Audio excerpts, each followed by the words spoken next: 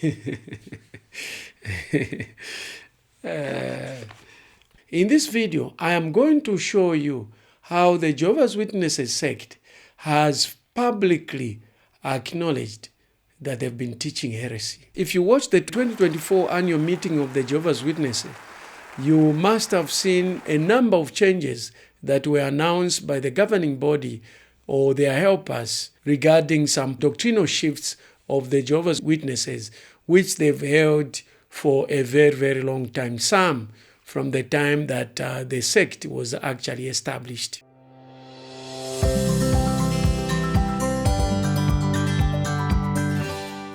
What changes have we seen with regard to our understanding of Bible teachings?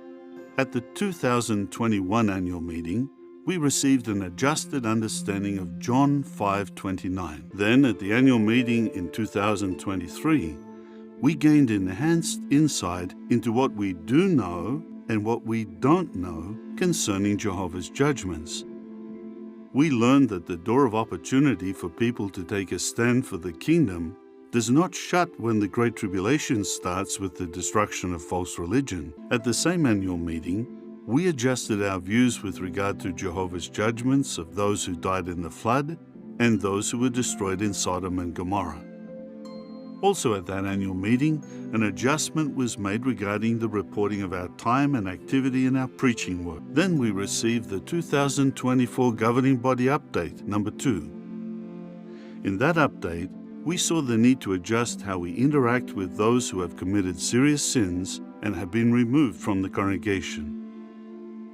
What other major adjustments have we recently seen? Now, they refer to these changes as clarified understanding. And this clarified understanding is rooted in Proverbs chapter 4, verse 18, and it reads, "The path of the righteous is like the morning light that grows brighter until full day."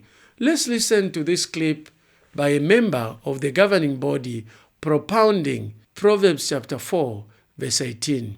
Number 4, at what rate does he reveal new light? Is it all at once like a dump truck, or is it metered out like a trickle? Well, the answer to that is found in the book of Proverbs, chapter 4, in verse 18. Proverbs 4:18, "But the path of the righteous is like the bright morning light that grows brighter and brighter until full daylight." So the Bible here uses the illustration of daylight. And what does that teach us? Well, the Watchtower said, these words aptly apply to the way in which Jehovah reveals his purpose to his people gradually. So just as daylight grows brighter and brighter gradually, a proper understanding of Bible truths comes gradually, as we need it and as we are able to absorb it and use it. And we appreciate that, don't we? It's easier on our eyes when literal light gets brighter gradually. And so it is with the understanding of Jehovah's purpose as well. This process, they argue, allows their doctrines to evolve over time as they receive clearer insights. Some critics, however, view this as a way of admitting past mistakes or even past errors or even heresies. Let's listen to this clip. Well, knowing this, then, we are not embarrassed about adjustments that are made, nor is an apology needed for not getting it exactly right previously. We understand this is how Jehovah operates. He reveals matters gradually when it is needed. And also, the governing body is neither inspired nor infallible. And so it can err in doctrinal matters or in organizational direction. The brothers do the best they can with what they have and what they understand at the time, but are happy if Jehovah sees fit to clarify matters. And then that can be shared with the brotherhood. And when that happens, we understand it's because it's Jehovah's time for that to happen, and we eagerly accept that. In this video, I'm going to show you the changes the Jehovah's Witnesses sect has made over the years, comparing what they used to teach and what they are teaching now. Let's watch this clip. Let's be quite frank. Over the last few years, we've had a few changes with regard to the events that occurred during the Great Tribulation. And if you've been in the truth for a while, sometimes it's a bit hard to remember, was that what we used to believe, or is this what we believe now? Well, I'm sure we all agree with this fact. In recent years, there have been a lot of changes. Even since the last annual meeting, there have been many changes. Let's dive in right out. And here is the first one. Doctrinal changes about prophecy. Prophecy is a bedrock of Jehovah's Witness. From the start up to now, they strongly believe in prophecy. If anything, they've also made some prophetic predictions, and unfortunately, all of them have not been fulfilled. Don't forget to like, subscribe, and press the notice bell so that every time I upload a new video, you'll be notified and you can choose whether to watch it or not watch it. Jehovah's Witnesses have had significant changes regarding the interpretation of Matthew 24, verse 34, and the term generation. So let's look at the generation in Matthew 34. Before 1995, they taught that the generation refers to people alive in 1914 who would not die before Armageddon arrived. Here is the picture of the watchtower. As you can see there, the watchtower announcing Jehovah's kingdom. 1914, the generation that will not pass away. Unfortunately, all those people have now since died. There may be one or two remaining there, but they must be extremely old. What are they teaching today? After 1995, this was redefined to mean wicked people who observed the signs but ignored them. So, in the past, it was the generation that witnessed the 1914, but now it's been changed to the wicked people who observed the signs but ignored them. What is the generation today? The generation refers to an overlapping group of anointed Christians, those alive in 1914 and those contemporaneous with them. So this change has allowed the Jehovah's Witnesses to push the end further into the future, allowing room for broader interpretation. And this is the challenge with the Jehovah's Witness. They create a sense of agency by saying the end is about to come, the end is about to come, and their members are kept on their toes because Armageddon may start any time. But now we see that this has been adjusted. You should still anticipate the end, but you shouldn't be so fast, as to get preoccupied with the end. Let's watch this clip of actually trying to balance these two, where you are anticipating the end, but you still have the realization that this end will actually not just happen now. Remember, Jesus said, no one knows the day or hour. But he said we should keep on the watch. I think it's great you keeping the end close in mind. Because of you and Linda. Both of you have shown me how close we really are. We can all start thinking too much about when the end will come. But I'm just being alert. Isn't that what you taught me to do? Alert is good. And if the end is really so far off, why did I need to change my life now? You are asking the right questions. There was a moment in our lives when we focused too much on the when rather than the why we were serving Jehovah. It affected our zeal, our happiness, our perspective. And we'd never want that for you. This is the answer. Since all these things are to be dissolved in this way, consider what sort of people you ought to be in holy acts of conduct and deeds of godly devotion. We don't know when the end will come. Could be tomorrow, could take a little longer. But what matters is the kind of person we are when it comes. So focus on your love for Jehovah, His organization, His work. Take the excitement you have and direct it the right way.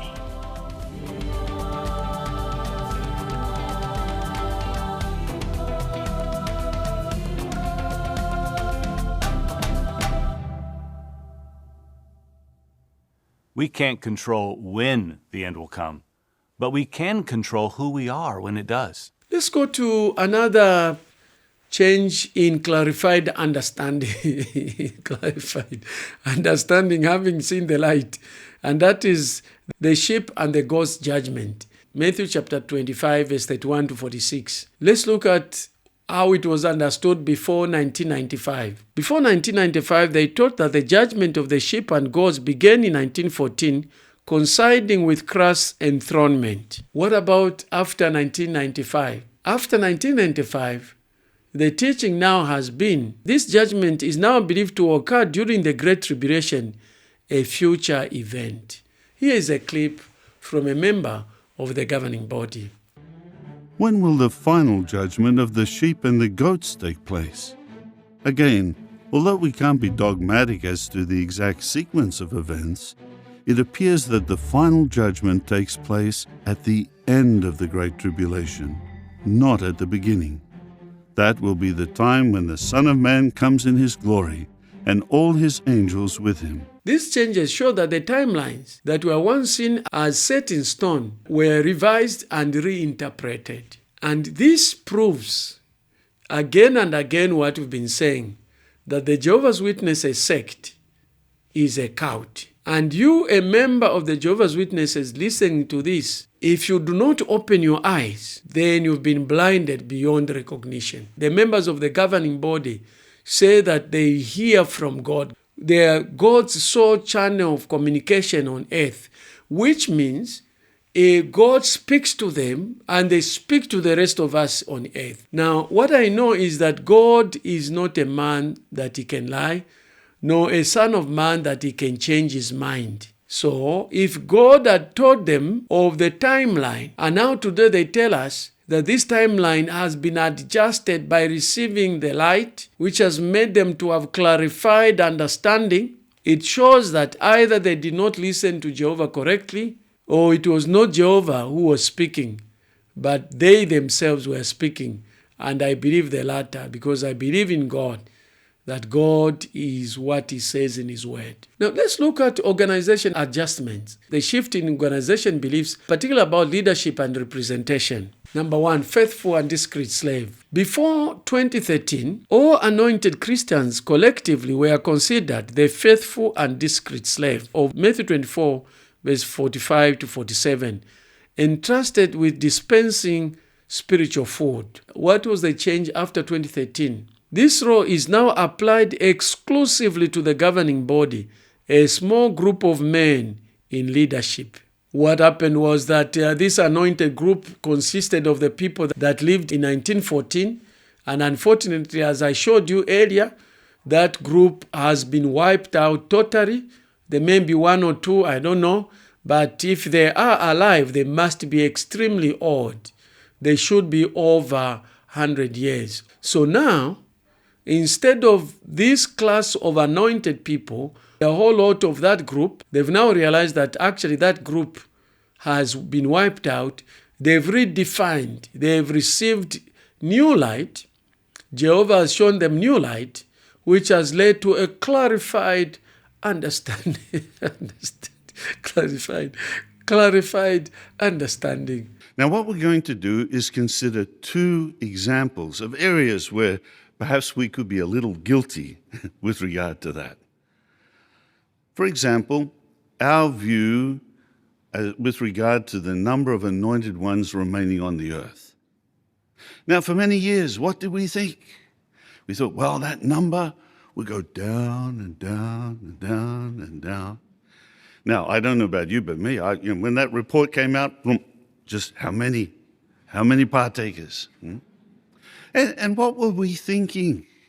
Well, probably Maybe we didn't say it, but we were thinking, the number will go down, down, down, down, and there'll be just a couple of old guys in a wheelchair who will get their reward.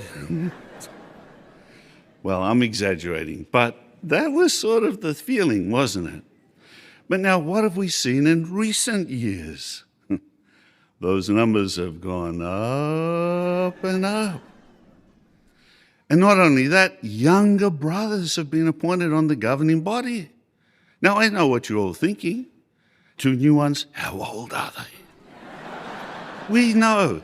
You're not Googling now, but you will be. So this change has given the governing body so power to be able to govern the organization without being questioned. Let's go to the role of Christ as mediator. Previously, Jesus was understood as the mediator of all mankind. Unfortunately, today this has changed. He is considered the mediator only for the 144,000 anointed ones. However, the benefit of this mediation are seen to extend to all faithful Jehovah's Witnesses. These shifts highlight the increasing emphasis on exclusive and hierarchical authority within the organization. So here is a small group of old men with a few young, not so young men coming in, showing that it is actually consolidating power. How can the same group be able to justify itself as having received now the authority, at least if there were other members of the anointed group to say, we've received revelation that now this is the group. But for the group to be able to say, we are now the sole authority and we are the anointed ones and Christ has given us authority, one begins to question, how has that authority come about?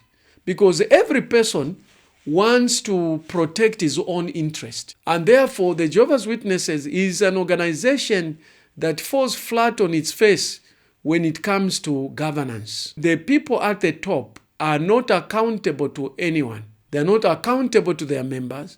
For example, in my church denomination, we have a general conference where we elect leaders. I know it has its own weaknesses, but I think it's a better structure. We elect leaders, and the leaders are made to account to the members, not in the Jehovah's Witnesses sect. In other words, this is more of the dictatorship of the organization in the Jehovah's Witnesses, because you cannot question a group who speaks direct from God.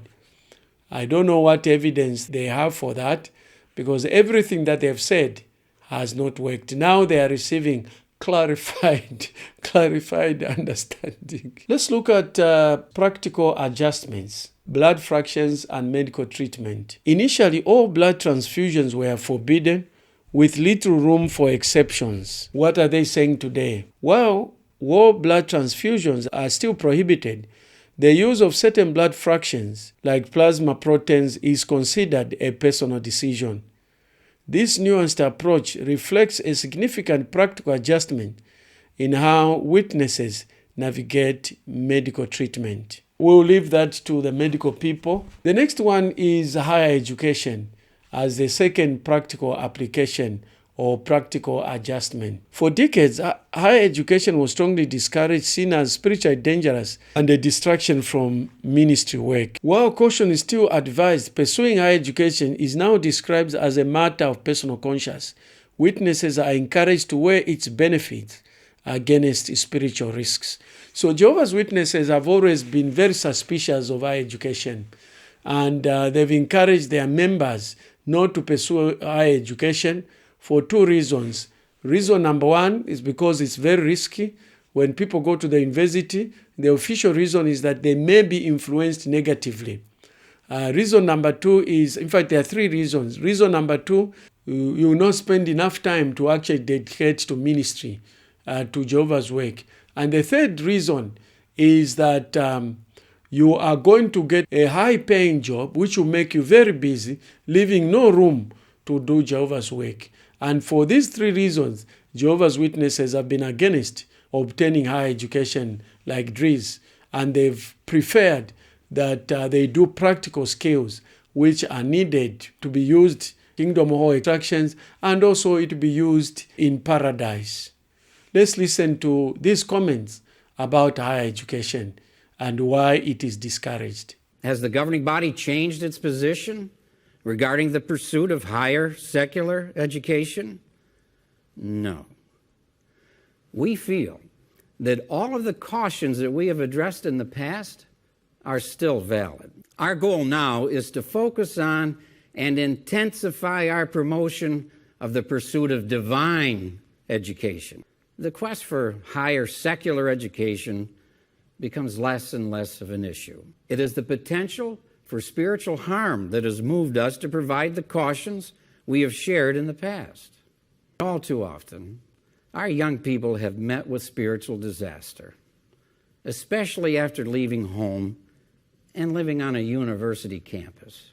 If we are in continued association with those who do not believe the same, it can erode our thinking and convictions. Higher learning can easily influence thinking and attitude. The better the university, the greater the danger. The most intelligent and eloquent professors will be trying to reshape the thinking of your child. Ultimately, the parents must decide how much education a child needs to succeed in life. But does that mean that any decision a parent makes regarding a child's education is fine with Jehovah? Think of all the opportunities there are now to enjoy divine education, congregation meetings, family worship, assemblies and conventions, the jw.org website, and the station you're watching right now. In addition to promoting divine education, what secular skills will we be promoting? Skills that will be useful to God's organization now and after Armageddon. For example, we need construction skills around the world right now. And think about this. We will not need doctors or lawyers after Armageddon, but we will need carpenters and plumbers and similar construction trades. The third change that has been made is regarding the meaning of the great crowd. Before 1935, the great crowd of Revelation 7:9 was thought to be a secondary heavenly class. Today, they teach that the great crowd refers to those who survive Armageddon and live forever on paradise on earth. But when you look at that verse, it is clearly showing that the great crowd is actually in heaven, and it's from every tribe, every tongue, every nation. And also, you also have to understand the 144,000, all of them come from the nation of Israel. It's the spiritual tribe of Israel. No, those are literally 12 tribes of Israel. So there is no way a member of a governing body or anyone, an anointed person who lived during the 1914 war and is not a Jew would be a member of the 144,000. So we see the number of adjustments that Jehovah's Witnesses have received, having received new light.